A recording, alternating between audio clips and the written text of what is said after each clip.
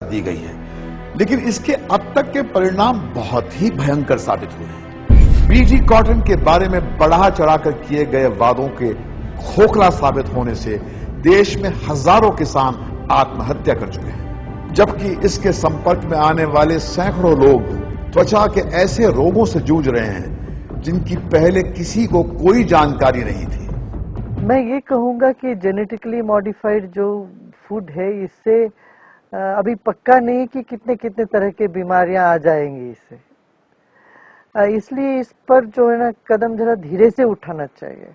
प्रयोग करना ठीक है, मगर मास स्केल में इसका प्रोडक्शन हो जाए, ये हम इसके विरोध में हैं। आंध्र प्रदेश, हरियाणा और पंजाब के कई गांवों में बीटी कॉटन में मौजूद जहर की वजह से 2000 से भी ज्यादा भेड़ बकरियों के साथ कई बड़े जानवरों की मौत हो गई। इस मौत का कारण था कि उन्होंने बीटी कॉटन प्लांट्स को खाया, और जब उन्होंने इसको खाया तो उनका जो रूमन है, जो कि एक दूसरा स्टमक होता है इन जानवरों में, उसमें खाना डाइजेस्ट नहीं हुआ, और नहीं डाइजेस्ट होने की वजह से इंटेस्टिन्स में नहीं गया, और उनकी इंटेस्टिन्स जो पाई गई हैं सिकुड़ी हुई, उसका कारण यही है। हालात तो यहां तक बिगड़े कि आंध्र प्रदेश में सरकार ने जगह जगह बोर्ड लगाकर लोगों को चेतावनी दी कि बीटी कॉटन के खेत उनके जानवरों के लिए जानलेवा साबित हो सकते हैं। अगर आप ये सोचते हैं कि बीटी कॉटन का जहर सिर्फ किसानों और उनके जानवरों तक ही सीमित रहेगा, तो यह आपकी बहुत ही बड़ी भूल होगी,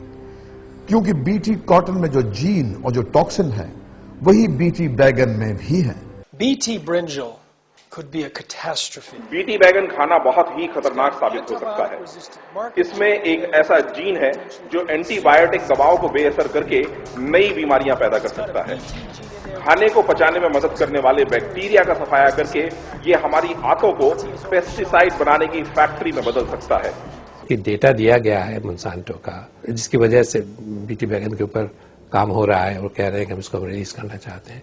उसका एनालिसिस किया गया है दुनिया के बहुत से साइंटिस्ट ने, और ये दिखाया गया है कि उस डेटा में बहुत सी कमियां हैं। अगर आप बीटी बैंगन को एक शीशे के जार में रखें और उसके अंदर कुछ शूट बोरर कीड़े डालें, तो आप देखेंगे कि वो कीड़े जो है वो मर जाते हैं। वही बीटी बैंगन जब हम खाएंगे तो हमारे शरीर के अंदर क्या होगा, इसके हमें सोचने की बहुत बड़ी जरूरत है।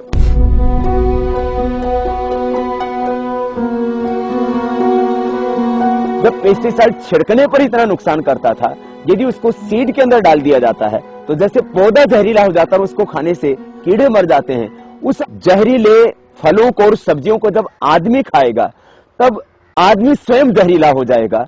उसके एक एक जीन्स के अंदर डिसऑर्डर्स होने लगेंगे, अनडिसिप्लिन वे में ब्रेक होने लगेंगे, टूटने लगेंगे। तो आदमी को कैंसर से लेकर के, टीबी से लेकर के, आंतों की, लीवर की, किडनी की और तमाम जो है ऑटोइम्यून डिसऑर्डर्स होने लगेंगे। लोगों में जागरूकता की कमी और सरकारी तंत्र में फैले भ्रष्टाचार का फायदा उठाकर बायोटेक कंपनियां हमारे देश में काफी गहराई तक अपनी जड़ें जमा चुकी हैं। ये कंपनियां इस समय भारत में 50 से भी ज्यादा जीएम फसलों और सब्जियों पर परीक्षण कर रही हैं, जिनमें बैगन, भिंडी, आलू, बंद गोभी, फूल गोभी, अदरक, मक्का, टमाटर, सरसों और चावल शामिल है। हमारी सरकार भले ही ये दावा करे कि उसने अभी तक देश में किसी भी तरह के जीएम फूड को बेचने की इजाजत नहीं दी है, लेकिन उसके इस दावे पर हम यकीन करें तो कैसे करें, खास तौर पर ये जानते हुए कि ज्यादातर अमेरिकी ब्रांड जेनेटिकली मॉडिफाइड होते हैं और इसके बावजूद उन्हें हमारे बाजारों में बिना किसी रोक टोक के बेचा जा रहा है।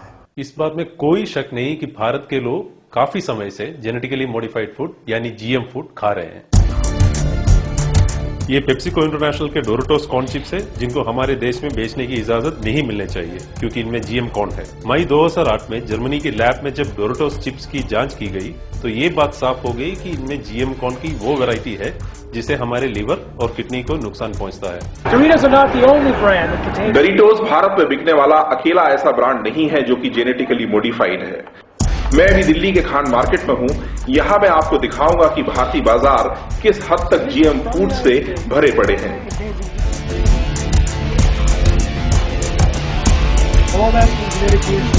भारत में इन चीजों को इंपोर्ट करने और उन्हें बेचने की अनुमति नहीं है, फिर भी यहां उन्हें बिना किसी रोक टोक के बेचा जा रहा है।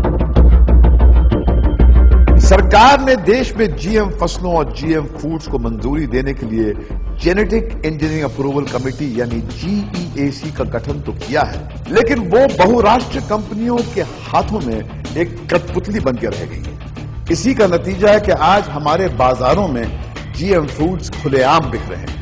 देश के मंत्री, संतरी और देश के शीर्ष अधिकारी पैसे के लोभ में जब बिक जाते हैं, तब वो किसी भी बात को विज्ञान की आंखों से देखने के लिए तैयार नहीं होते और देश के लोगों का जो विनाश होने वाला है, उनके भीतर इतनी संवेदनशीलता तो है ही नहीं कि उसको देख पाए।